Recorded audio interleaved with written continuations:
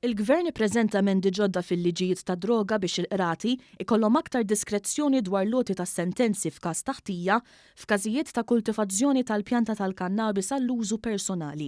F'konferenza tal-aħbarijiet il-Ministru għall-Ġustizzja Owen Bonnici spjega kif dawn l-emendi se jkunu diskussi jekk kif il-Parlament jerġa' jibda jiltaqa' wara l-festi. Sa li dawn l-emendi jsegwu emendi oħra fil-liġi dwar id-dipendenza tad-droga fl-2015 biex il-qorti tkun aktar miftuħa fl-għoti tal-pieni. Il-Ministru Bonnici spjega li bil-liġi tal-lum f'każijiet ta' kultivazzjoni tal-pjanta tal-kannabis f'ammont ta' aktar minn pjanta waħda, il-qorti hija marbuta li timponi pjena ta' ħabs tassattiva, anki jekk il-każ ikun qed jitratta l-użu personali tas-sustanza.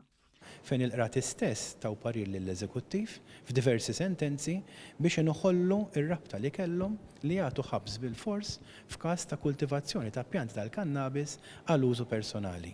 U allura bis-saħħa ta' dawn l-emendi li qed nipproponu dik ir-rabta li għandhom illum se tinħall u l-Qrati jaraw huma x'piena jagħtu. Nagħmilha ċara li mhux qed ngħidu li l-kultivazzjoni ħassir legali, ħatibqa' legali, imma l-piena li tagħti l-qorti se tkun iktar diskrezzjonali skont iċ-ċirkostanzi tal-każ. Bl-emendi l-Qrati se jkunu jistgħu jagħtu piena li ma tkunx waħda ta' ħabs bil-fors, iżda fejn il-kultivazzjoni ma tkunx għall-użu esklusiv ta' min ikun fil-possess ta' droga, il-piena se tibqa' dik ta' priġunerija tassattiva. Il-Ministru għall-Ġustizzja fakkar ukoll li bis-saħħa tar-riforma tal-2015 kull min jinqabad possess sempliċi ta' droga f'ammonti żgħar jersa' quddiem il-Kummissarju għall-Ġustizzja minflok jersa' quddiem il-Qorti kif kien isir qabel.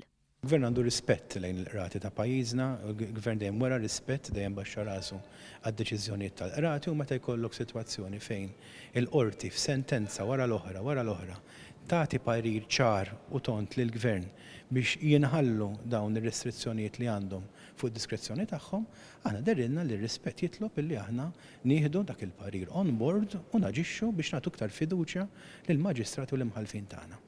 Bejn April tal-2015 u l-bidu ta' dan ix-xahar, il-Kummissarju tal-Ġustizzja ra 3064 każ. Minn dawn 108 ntbagħtu quddiem il-Bord ta' Riabilitazzjoni għaliex ikunu nstabu ħatja t-tieni darba f'temp qasir u allura jkun jinħass il-bżonn li jingħataw kura. Mill-Qorti kien hemm 107 każijiet li ġew referuti għal Bord ta' Riabilitazzjoni. Minn dawn kien hemm 39 każ li ġew dikjarati li ħelsu mill-vizzju, li jfisser li rebħu l-opportunità li quddiem il-Qorti jieħdu sentenza li ma tkunx bil-fors waħda ta' ħabs.